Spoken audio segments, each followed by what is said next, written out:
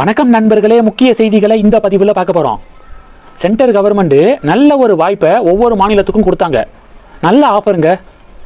50% total seeds உடைய எண்ணிக்கையை கூட்டி இப்போது ஒவ்வொரு மாநிலமும் எவ்வளவு ரெப்ரசன்ட் பண்ணுறாங்களோ அந்த பர்சன்டேஜை விட ஒவ்வொரு மாநிலத்துக்கும் கூடுதலாக சீட்ஸை ஒதுக்குற முடிவு. 39லிருந்து 59ஆக தமிழகத்துடைய சீட்ஸ் உயர்ந்திருக்கும். அதை தடுத்துட்டாங்களே திமுக காங்கிரஸ் கூட்டணி அப்படிங்கிற டிபேட் நடக்குது. இப்போ பாஜக ஒரு சவால் விடுறாங்க. இன்னைக்கு 39லிருந்து 59 தொகுதியாக சீட்ஸை உயர்த்துவதற்கு எதிர்த்து ஓட்டு போட்டிருக்காங்களா திமுக. இதே திமுக ஒரு நாள் இல்லை ஒரு நாள் மறுபடியும் 59 தொகுதி எங்களுக்கு கொடுங்க, 59 சீட் எங்களுக்கு வேணும் அப்படின்னு இதே திமுக போராட்டம் நடத்துகிறாங்களா இல்லையான்னு பாருங்க. 2026க்கு பிறகு டீலிமிட்டேஷன் ப்ராசஸ் நடந்துச்சுன்னா 2026 சென்சஸ் அடிப்படையில் நடக்கும். 2026 சென்சஸ் அடிப்படையில் நடந்துச்சுன்னா தமிழகத்துக்கு இப்போ 39லிருந்து 59ஆக சென்டர் ஆஃபர் கொடுத்தாங்களே அந்த ஆஃபர்லாம் இருக்காதுங்க, குறையும். அப்போ இதே திமுக எங்களுக்கு 59 வேணும் அப்படின்னு சொல்லிட்டு பிரச்சனை பண்ணுவாங்க. அதுதானே சென்டர் சொன்னாங்க. அரசியலுக்காக அதை எதிர்த்து ஓட்டு போட்டு பாஸ் பண்ண விடாமல் தடுத்துட்டு ஃபியூச்சரில் அதே 59 வேணும்னு சொல்லிட்டு போராட்டம் நடத்துகிற கும்பல் திமுகவாக இருப்பாங்க, எழுதி வச்சுக்கோங்க அப்படின்னு பாஜக காரங்க சவால் விடுறாங்க. இது ஒன்று. ரெண்டாவது என்ன பார்க்க போகிறோம்? ரெண்டாவது, மதுரை மத்திய தொகுதி தான் இன்னைக்கு தமிழகத்தில் பெரும் பேசு பொருளாக மாறி இருக்கு. ஏன்னா மதுரை மத்திய தொகுதியில் இரட்டை இலை சின்னத்தில் சுந்தர்சி நிற்கிறாரு, உதயசூரியன் சின்னத்தில் பிடிஆர் பழனிவேல் தியாகராஜன் நிற்கிறாரு. சுந்தர்சி பிடிஆர் பழனிவேல் தியாகராஜன் அவர்களை எதிர்கொள்ளக்கூடிய விதம் இருக்குல்ல, அது மக்கள் மத்தியில் வரவேற்பை பெற்றுள்ளது. சுந்தர்சியுடைய கேம்பெயின், பிடிஆர் பழனிவேல் தியாகராஜன் அவர்களுடைய விமர்சனத்துக்கு சுந்தர்சி ரியாக்ட் பண்ணுறது, இதெல்லாம் கவனம் பெற்றுள்ளது. இப்போது பிடிஆர் பழனிவேல் தியாகராஜன் சுந்தர்சியை சினிமாக்காரன் அப்படின்னு சொல்லிட்டு விமர்சனம் பண்ணுறது, கூத்தாடி அப்படின்னு விமர்சனம் பண்ணுறது, இதை தொடர்ந்து பண்ணிக்கிருக்காரு. இப்போது பிடிஆர் பழனிவேல் தியாகராஜனுக்கு ஆதரவாக நடிகர் பிரகாஷ்ராஜ் இருக்கார்ல, அவர் மதுரை மத்திய தொகுதியில் கேம்பெயின் பண்ணியிருக்காரு. சுந்தர்சியை சினிமாக்காரன் கூத்தாடி அப்படின்னு சொல்லக்கூடிய திமுக பிடிஆர் பழனிவேல் தியாகராஜன் அதே சினிமாக்காரனான பிரகாஷ்ராஜை கூட்டிகிட்டு வந்து பிரச்சாரம் செய்ய விட்டுருக்காங்க. முரண்பாடுகளுடைய மொத்த உருவம் அப்படின்னா அது திமுக தான் அப்படின்னு பாஜக அதிமுக கூட்டணி பதிலடி கொடுக்குறாங்க. இது ரெண்டு.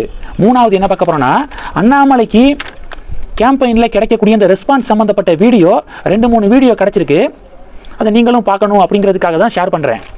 தளி தொகுதியில் பிரச்சாரம் மேற்கொள்றதுக்காக அண்ணாமலை போயிருக்காரு. அவ்வளவு கூட்டங்க. அந்த கூட்டத்தை கடந்து ஸ்டேஜுக்கு அண்ணாமலையினால் வரவே முடியலை, அவ்வளவு க்ரௌடு.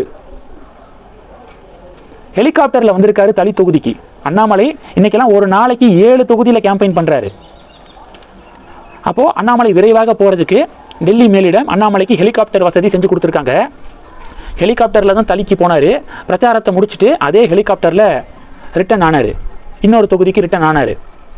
அப்போ புறப்படும் போது அண்ணாமலை சொல்கிறாரு, யாரும் கோச்சிக்காதீங்க, அண்ணாமலை சப்போர்ட்டர்ஸு பாஜக தொண்டர்கள்லாம் நிற்கிறாங்க, தயவு செஞ்சு யாரும் என்னை கோச்சிக்காதீங்க, அடுத்த வாட்டி வரும்போது கண்டிப்பாக எல்லாத்தோடையும் ஃபோட்டோ எடுத்துக்கிறேன், இப்போ அடுத்த தொகுதிக்கு பிரச்சாரம் மேற்கொள்கிறதுக்கு போக வேண்டிய நேரம் வந்துருச்சு அப்படின்னு அண்ணாமலை சொல்லிட்டு புறப்படுறாரு.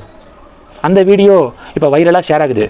இன்னொரு இடத்துல பார்த்தீங்கன்னா மேட்டுப்பாளையம் நினைக்கிறேன், அண்ணாமலை பேசும்போது ஒரு சின்ன பையன் அப்படி ஆரவாரத்தில் கத்துறான்.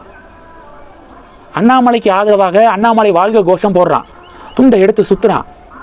அண்ணாமலை பார்த்தீங்கன்னா அந்த பையனை தூக்கி தன்னுடைய பக்கத்தில் உட்கார வச்சுட்டு, இந்த பையன் இப்படி ஆரவாரம் பண்ணுறதுனால மற்ற எல்லாருமே அப்படி ஆரவாரத்தில் இருக்காங்க, அதனால் பேச முடியலை, அதனால் அந்த பையனை தூக்கி தன்னுடைய பக்கத்தில் உட்கார வச்சு தன்னுடைய கேம்பெயினை முடிச்சிருக்காரு அண்ணாமலை. அந்த காட்சிகளையும் பார்க்குறோம். அப்போ செல்லும் இடமெல்லாம் கற்றோருக்கு சென்ற இடமெல்லாம் சிறப்பு அப்படிங்கிற இந்த ஃபேமஸான லைனை அண்ணாமலை இப்போ காட்சிப்படுத்திக்கு இருக்காரு. என்னையை பொறுத்த வரைக்கும் ஒரு பொலிட்டீஷியனுக்கு 3 குவாலிட்டி இருக்கணும்.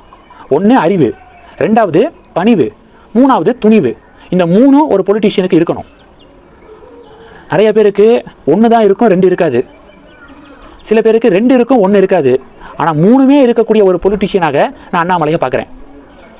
உங்களை பொறுத்த வரைக்கும் இந்த 3 குவாலிட்டிஸும் இருக்கக்கூடிய பொலிட்டீஷியன் யார்? மறக்காமல் கமெண்ட் பண்ணுங்கள். கடைசி என்னென்னா, உங்களுக்கு சிரிக்கணும்னா சிரிப்பொலி ஆதித்யாவை வச்சு பார்க்காம ராகுல் காந்தி கேரளா தமிழகத்துக்கு பிரச்சாரத்துக்கு வரும்போது ராகுல் காந்தி இங்கிலீஷில் பேசுகிறாரு, அதை டிரான்ஸ்லேட் பண்ணுறாங்க பார்த்தீங்களா, அந்த வீடியோக்களை எடுத்து தேடி பாருங்க. பயங்கரமான நகைச்சுவைங்க. நேற்று சோளிங்கரில் ராகுல் காந்தி கேம்பெயின் பண்ணியிருக்காரு. அவர் ஆங்கிலத்தில் பேசுகிறாரு, செல்வ பெருந்தகை டிரான்ஸ்லேட் பண்ணியிருக்காரு. தப்பா ராகுல் காந்தி ஒன்று சொல்ல, சம்பந்தமே இல்லாமல் செல்வ பெருந்தகை ஒன்று சொல்ல, செம்ம காமெடியாக போச்சு. பாலிமர் அதை ரிப்போர்ட்டாக வெளியிட்டிருக்காங்க. திருச்சியில் பார்த்தீங்கன்னா கடைசி ஒரு காங்கிரஸ் வேட்பாளர் என்ன பண்ணுறாருன்னா, ஒரு அரிசியை வந்து கொடுக்குறாரு பரிசாக. அது ஃபேமஸான ஒரு அரிசி, அது கரெக்டாக நான் சொல்கிறேன் கேளுங்க. கொப்பம்பட்டி சம்பா அரிசி. அதை ராகுல் காந்திக்கு கொடுக்குறாரு. ராகுல் காந்தி அதை வாங்கிட்டு டெஃபினட்டாக இதை நான் ட்ரை பண்ணி பார்ப்பேன் அப்படின்னு ஆங்கிலத்தில் சொல்ல, உடனே டிரான்ஸ்லேட்டர் பார்த்தீங்கன்னா தலைவர் இப்போ என்ன சொல்கிறாருன்னா, இந்த அரிசியில் சமைச்சு பிரியாணி சாப்பிடுவேன்னு சொல்கிறாரு அப்படின்னு.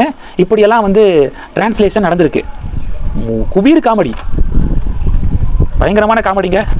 இந்த செய்திகளை பற்றி உங்களுடைய பார்வைகளை மறக்காமல் கமெண்ட் பண்ணுங்கள். தொடர்ந்து கணக்கில் இருங்க. அடுத்தடுத்து நிறைய பதிவுகளை பார்க்க போகிறோம். நன்றி. ஜெய் ஹிந்த்.